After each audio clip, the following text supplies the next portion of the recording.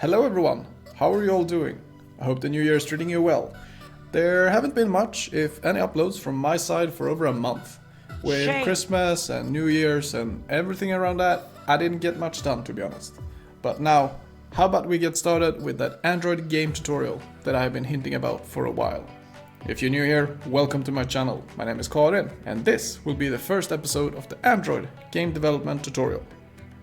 Before we start, this channel have a Discord server where you can discuss and ask questions about the tutorials of this channel. Or maybe you just want to swing by and say hello. We will also use GitHub throughout this tutorial. There you can check the most recent code, but also code from previous episodes.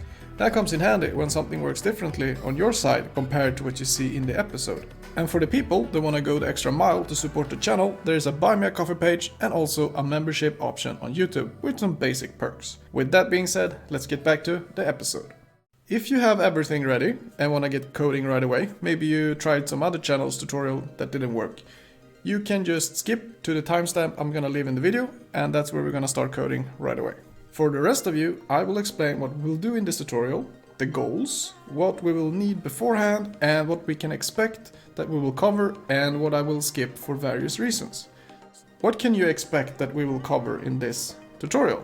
We will cover rendering to the screen, inputs, both single touch and multi-touch events, how a game loop works on Android, how we load and save our game progress, audio, and a lot more. But those are a few things that I on beforehand can tell you that we will cover. We are going to need a few things for this tutorial. The most important one is the actual editor, Android Studio. This is where we're gonna code everything, so go ahead and download it if you don't have it already. There will be a link in the description below. Once we get started, we need something to test and run our code on. This is where the emulator comes into play. And since we have thousands of different phones out there, we will focus on the emulator and run the same type of configs. So we will start up a emulator, I will go through it and you will copy. So we all have the same baseline when we do actual code. I do recommend that you have an actual Android phone to develop on. Make sure that you have enabled the developer function on that phone so you can connect it to the computer that you're on. I will leave a quick how-to below for that. The option is hidden. All of the code that we do here will be uploaded on GitHub, and there you can compare the code you have with mine. You will also find all the assets that we're going to use there, such as the tiles and characters and sounds and whatnot. I will keep adding to it as we go along. Not everything will be there from the beginning. I will also point to previous episodes of both the platformer tutorial I made a while back as well as the Java tutorial. And I'm gonna do this because when we, for example, use loops for the first time, I will mention how they work quickly, but leave a link to a video that contains a more in-depth when it comes to loops. That way I can focus more on the game development in this tutorial, but still cover most of the basic Java knowledge by simply pointing to a previous episode in another tutorial. So if you already know the Java basic stuff, you won't need to go to that episode. But if something isn't quite clear, you can head over there and you most likely will find your answer. What will this game be about? Nothing special really. It will be playable and so on, but there won't be any story or progression, etc. We will focus on building the function and the behavior of the game. Then you can take the lessons you have learned here and build your own game and build your own stories. We will simply focus on the functionality of the game. For example, game loops, animations, and what have you.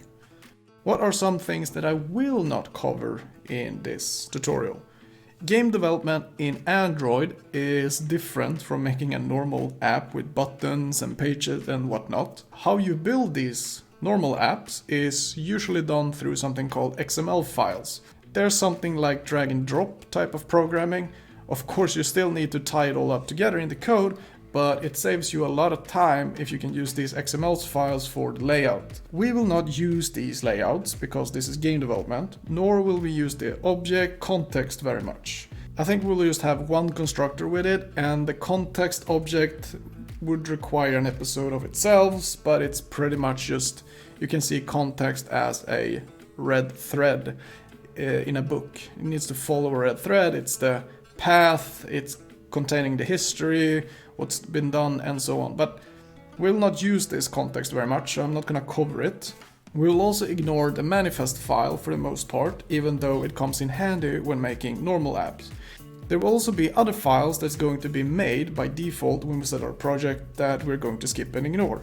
Some of them only comes into use for us if our game is to be put on, for example, Google Play Store. I just wanted to let you know that I won't be covering all the files even though they get created when we make a new project. And that's okay because we're gonna focus on the game development aspect of the project and not what all of these files do that we're not going to use. And last, who is this tutorial for? Maybe you just want to learn a new skill or test out your programming skill in the game development aspect of the Android environment.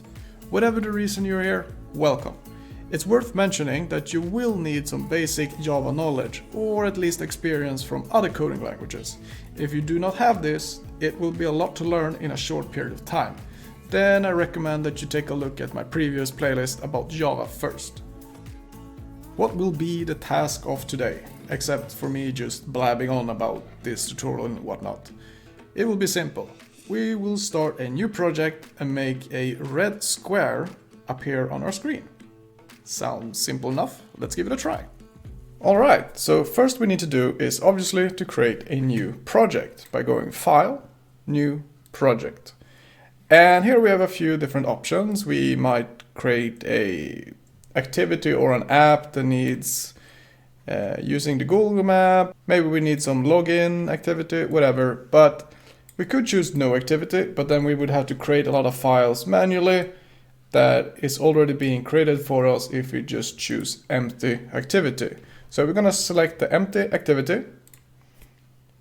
And here we're going to name this project. And the name can be something, you can name it whatever, but let's Android game tutorial. And I think that is good enough for describing what it is. And we're gonna set the language to Java. Don't keep it Kotlin, keep it Java.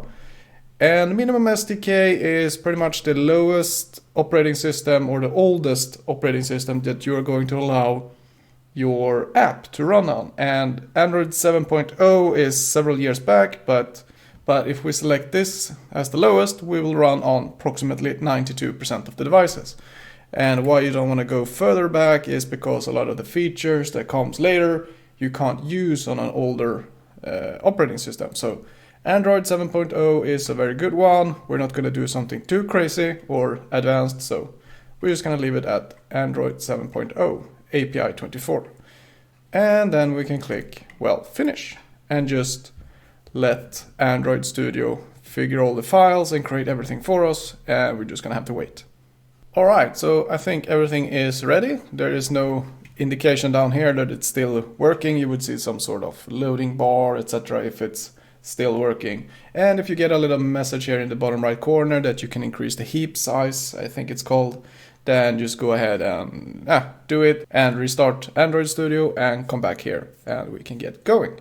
And first up, we're just gonna set up our emulator so that we can run and test our game on something. So go up here, we have no devices, meaning the emulator is not set up, and we have no devices for the emulator. We can either go in here to the device manager or the button device manager. And we're gonna create a device. And here we got a few options. What type of emulator do we want, or rather, what type of phone do we wanna emulate? And it doesn't really matter too much what you pick here. I'm simply picking Pixel 2 for the resolution. I'm very familiar with this, so I don't think it matters too much. It's the operating system that's going to matter more for us. And right now, there is all of these different ones that you can choose. And there's a recommended, there are other images from other places, but we're gonna stick to the recommended and go with the API level 30, which is Android 11.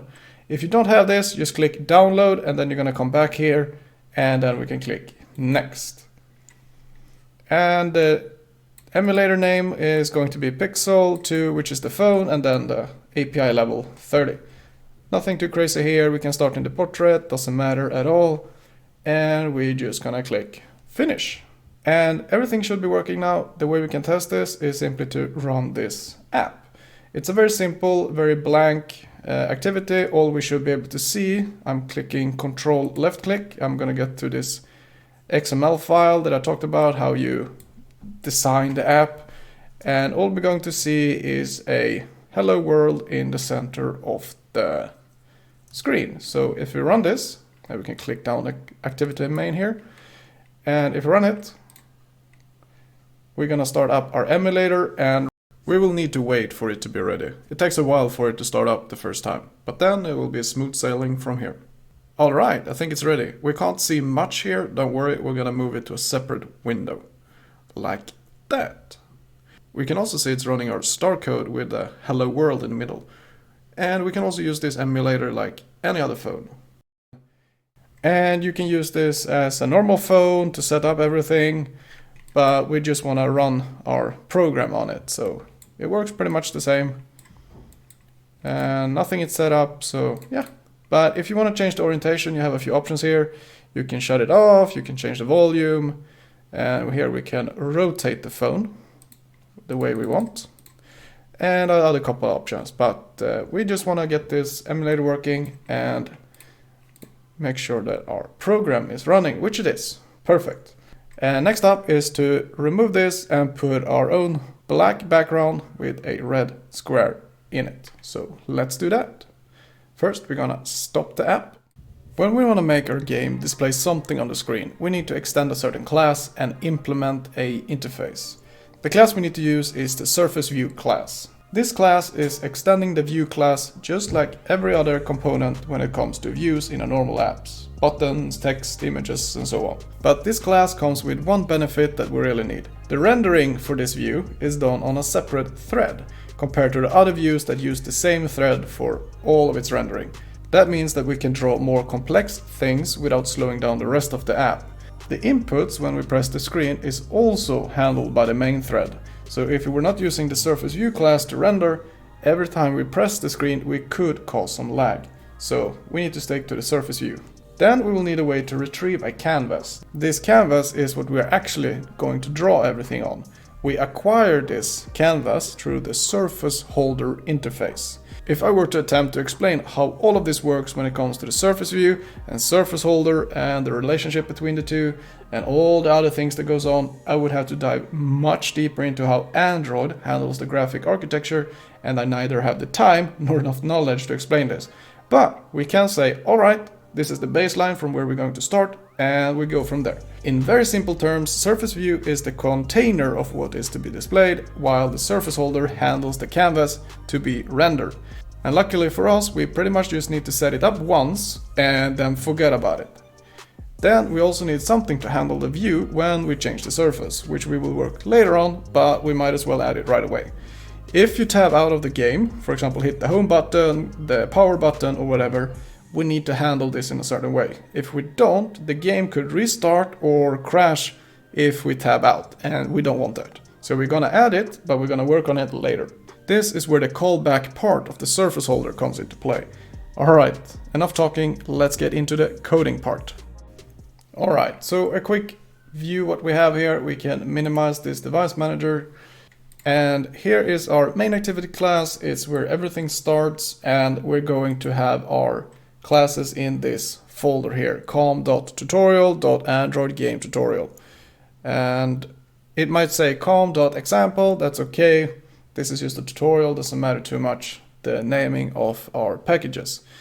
And if we have any resources, we're gonna put them in the rest folder here and match the corresponding folder.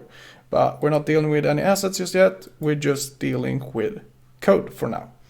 So we need now this class that extends SurfaceView and implements this interface called SurfaceHolder. And we're gonna do that by just right-clicking here and creating a new Java class.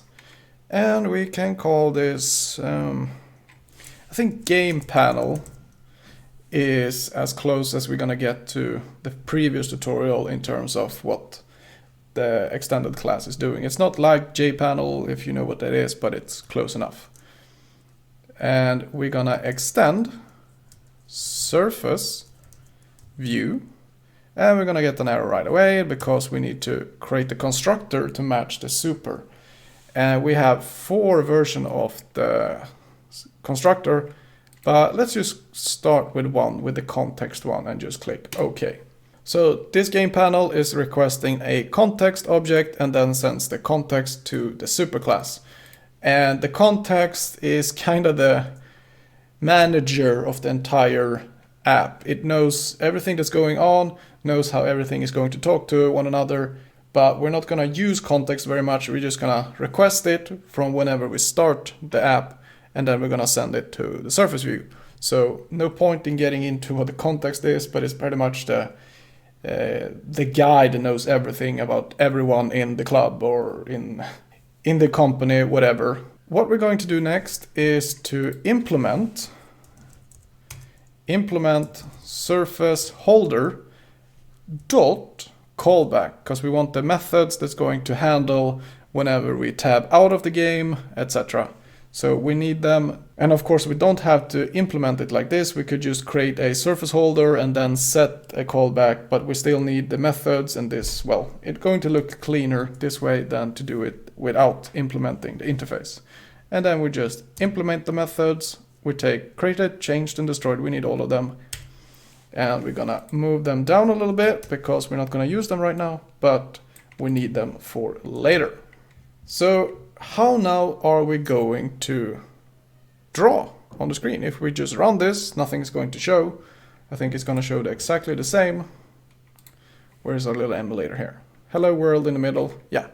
And that's because we haven't changed anything yet. We just made a class. The main activity have this set content view, which is what view are we going to show? Well, we're going to show the activity main view, which is the XML file that contain how it's going to look. But we actually don't want to show this view. We want to show another view, which is the game panel view. But we need to have we need to create this. So new game panel, and then it's going to request the context. And whenever you create something from an activity, you create also the context. So we just say this. And now we can start it and see what happens. Probably just going to be a blank screen. It's just black, nothing is there. So now we need to add our red square. And what we need to do now is to use this SurfaceHolder.callback, which is all of these methods. Whenever we create or start the activity or the game, we're going to call created and then change. But it's really just this one for now that we're going to care about, the surface created. Here, when we create it, we want to, well, display on the screen, and then we're done.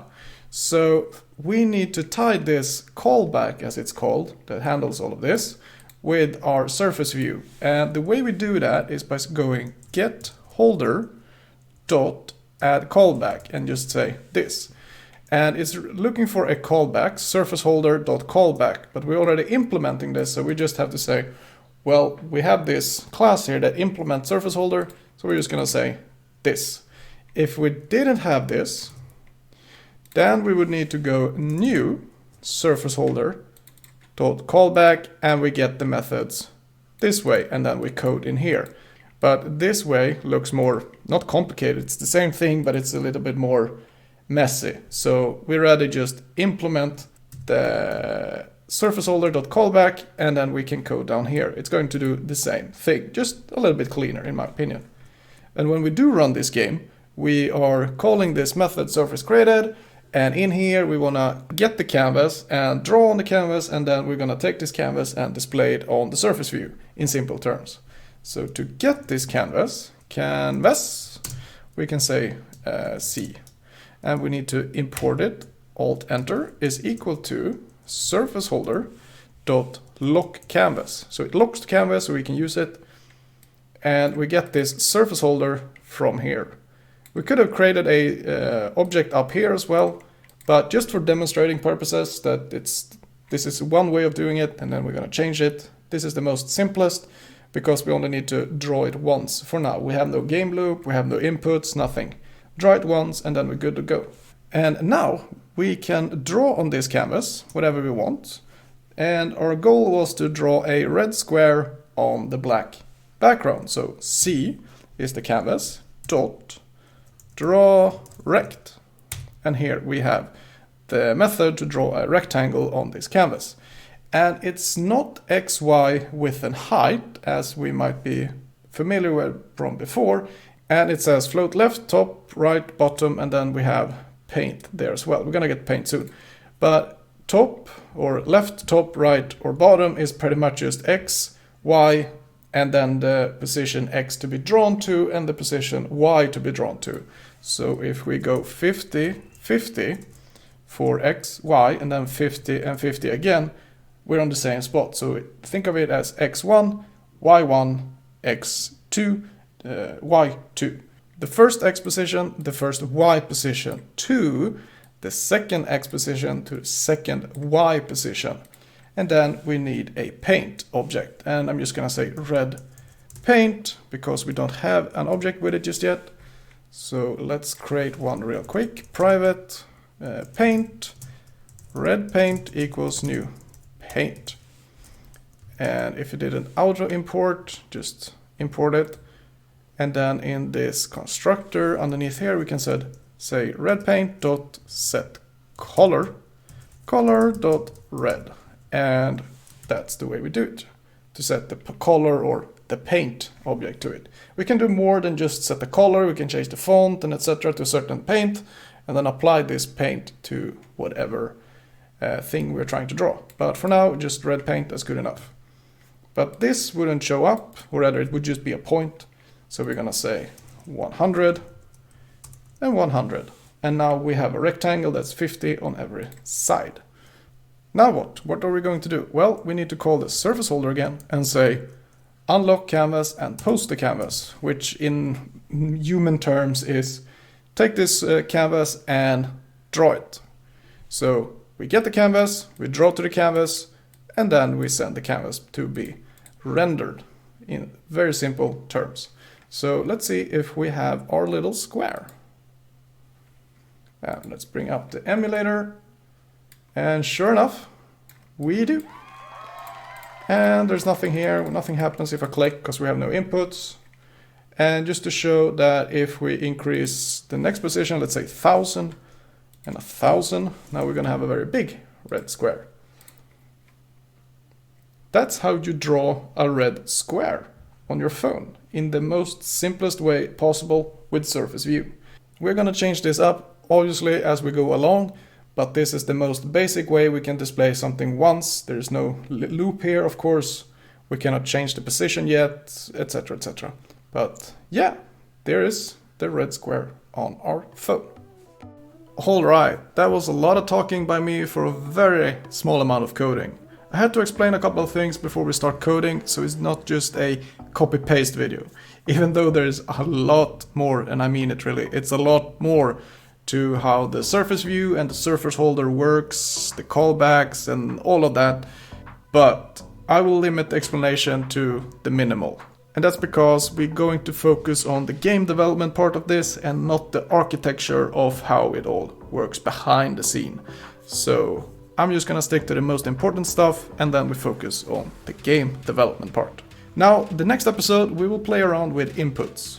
Clicking on the screen should move the square for us, maybe even add more squares for each touch.